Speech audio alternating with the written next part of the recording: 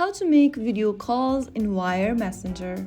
Hi everyone, welcome back to another video from Wake&Tech.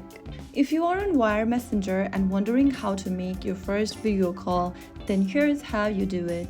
First, launch the Wire Messenger app on your device and sign in to your account.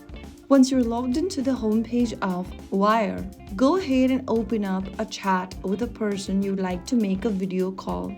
Now, from the conversation page, go to the top right corner and tap on the video camera icon.